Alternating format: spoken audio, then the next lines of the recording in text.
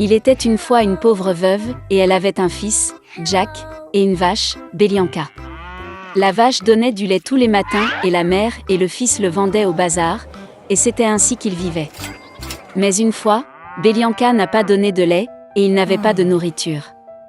Maman a décidé de vendre la vache et d'ouvrir un magasin avec les bénéfices. Jack prit la rêne entre ses mains et conduisit la vache au marché. À peine arrivé, il rencontra un vieil homme merveilleux.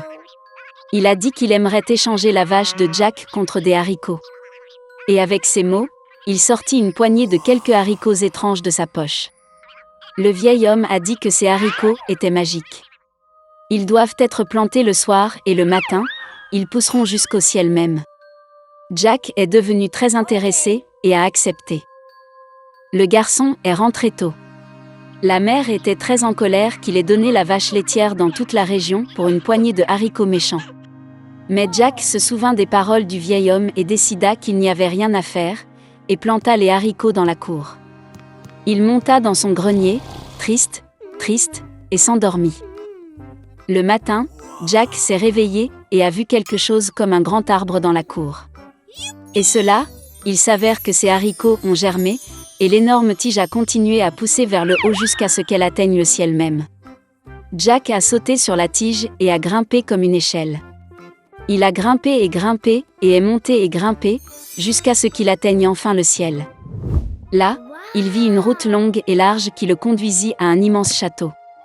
Jack est allé à sa porte et a frappé. La porte s'ouvrit et une grande femme se tint sur le seuil. Bégayant de peur, le garçon a demandé quelque chose pour le petit déjeuner. La géante l'a laissé entrer, mais l'a averti de ne pas attirer l'attention de son mari, car c'est un cannibale. Elle a emmené Jack dans la cuisine. Mais avant qu'il n'ait eu le temps de manger la moitié de son petit déjeuner, soudain, toute la maison a tremblé des pas de quelqu'un. Le garçon ne fut pas surpris et sauta aussitôt dans le four. Et à ce moment précis, le cannibale est entré dans la pièce. Eh bien, il était aussi grand qu'une montagne. Le cannibale sortit 2 sacs d'or d'un énorme coffre et s'assit pour compter les pièces. Il compta et compta, finit par hocher la tête et se mit à ronfler. Puis Jack sortit lentement du four, se glissa devant le cannibale, attrapa un sac d'or et se précipita vers la tige de haricots. Il jeta le sac par terre, et il commença à descendre la tige de plus en plus bas, jusqu'à ce qu'il se retrouve enfin chez lui. Jack raconta à sa mère tout ce qui lui était arrivé, et lui tendit un sac d'or. Ils ont commencé à vivre de l'argent qui était dans le sac. Mais finalement le sac était vide, et Jack a décidé de tenter sa chance une fois de plus au sommet de la tige de haricots. Un beau matin, il se leva tôt et grimpa sur un haricot. La femme du mangeur d'hommes se tenait au seuil de l'immense château. Elle a dit qu'elle ne le laisserait pas entrer, car la dernière fois, son mari avait perdu un sac d'or. Mais tout de même, elle eut pitié du pauvre garçon et le laissa entrer dans le château. Soudain, les pas d'un géant se font entendre, et Jack se cache à nouveau dans la fournaise. Le cannibale est entré et a dit à sa femme d'apporter la poule qui pond les œufs d'or. La géante l'a apporté, et l'ogre a ordonné au poulet de pondre, et elle a pondu l'œuf d'or. Le géant heureux commença à hocher la tête et à ronfler. Puis Jack sortit du four, attrapa le poulet doré, et se précipita vers le haricot. Le garçon est rentré chez lui. Il a montré à sa mère un poulet merveilleux, et ils ont commencé à vivre en vendant des œufs d'or. Mais bientôt il sembla à Jack que cela ne suffisait pas. Et il a de nouveau décidé de tenter sa chance au sommet de la tige de haricots. Cette fois, le garçon monta dans le château par la fenêtre. Il a sauté dans un chaudron de cuivre et s'est caché. Le cannibale et sa femme sont entrés dans la pièce. Le géant a senti le garçon, et ils se sont précipités pour le chercher dans le four. Mais il n'était pas là. Ils ont fouillé tous les coins et recoins, mais ils n'ont pas pensé à regarder dans le chaudron de cuivre. Désespéré de chercher, l'ogre a ordonné à sa femme d'apporter une harpe dorée et de la mettre sur la table. Le cannibale ronflait à ses beaux sons. Puis Jack sortit tranquillement du chaudron, attrapa la harpe dorée et se précipita vers la porte. Mais la harpe a joué fort et a réveillé le cannibale.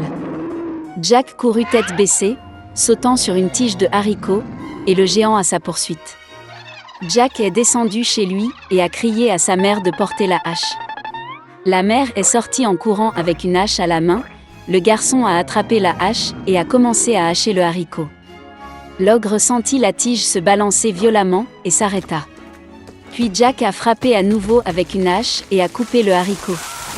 Il a basculé et s'est effondré, et l'ogre est tombé au sol et s'est écrasé. Depuis ce jour, Jack et sa mère n'ont plus jamais connu la pauvreté. Mais le garçon était vraiment désolé qu'à cause de leur cupidité, ils aient presque payé de leur vie. Il a promis de ne plus jamais voler et de travailler dur pour le bien de la famille. Il y a longtemps, dans un petit royaume, vivait un roi qui aimait à s'habiller plus qu'autre chose.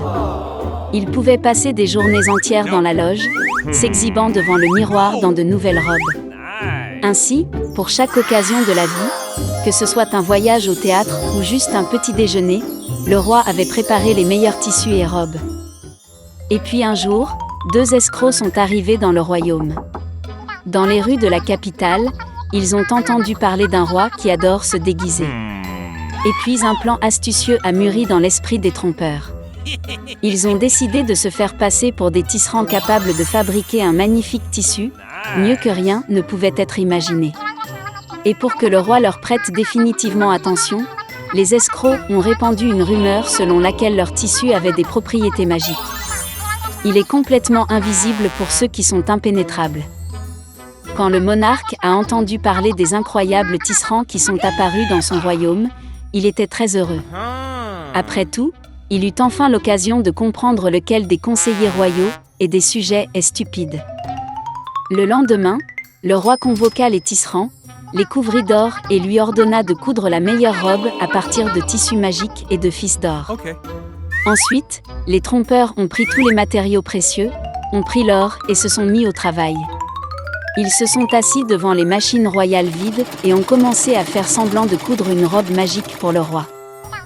La rumeur sur le tissu extravagant s'est répandue dans tout le royaume, et tout le monde voulait la voir. Le roi lui-même ne faisait pas exception. Il voulait vraiment jeter un œil à la robe, mais il avait peur d'être stupide et de ne pas voir le tissu. Et c'est ainsi que le monarque décida de leur envoyer son conseiller le plus sage, le plus intelligent et le plus honnête de tous. Lorsque le vieux conseiller est venu à l'atelier, il a vu comment les trompeurs travaillaient derrière des machines vides. Ils ont soulevé une robe inexistante, redressé des plis invisibles et vanté de faux dessins. Puis le conseiller, effrayé de paraître un imbécile, fit semblant de voir aussi la robe. De retour au royaume, le vieil homme ne trouva pas la force d'admettre qu'il n'avait rien vu. Par conséquent, il a rapporté au roi que le tissu était magnifique. Le ministre suivit le conseiller auprès des tisserands. Il regardait les machines vides de la même manière et avait peur d'être en fait stupide et indigne de sa place. Le ministre est donc retourné vers le roi et a loué le tissu encore plus que le conseiller. Finalement, le roi décida d'admirer la curiosité lui-même, jusqu'à ce qu'elle soit retirée de la machine. Il est venu chez les tisserands avec toute une suite de courtisans. Mais ni le monarque ni les conseillers n'ont vu la robe. Cependant, chacun d'eux a commencé à admirer la tenue, imaginant que tout le monde voyait réellement le tissu. Satisfait du résultat, le roi décerna la croix de chevalier rusé et leur accorda le titre de tisserand de la cour. Et puis vint le jour où tu pourrais mettre une nouvelle tenue. Les tisserands voyous se sont portés volontaires pour assembler le roi eux-mêmes. Ils ont habillé la règle d'un pantalon inexistant, puis d'une camisole et d'un cafetan invisible. Et toute la noblesse qui a regardé le processus a seulement dit à quel point le costume était beau et comment il était allé au roi. Finalement, le monarque sortit dans la rue. Les sujets s'étaient déjà rassemblés, espérant voir la magnifique tenue du roi. Cependant, aucun de ceux qui sont venus n'a admis n'avoir rien vu. Quand tout à coup un petit garçon est sorti de la foule et s'est exclamé que le roi était nu. La foule a repris ces mots et tout le monde s'est mis à rire du dirigeant. Le monarque se rendit compte qu'il avait été trompé, mais continua sa marche, comme il sied à un roi. Et sa suite soutenait toujours le manteau, qui en fait n'existait pas.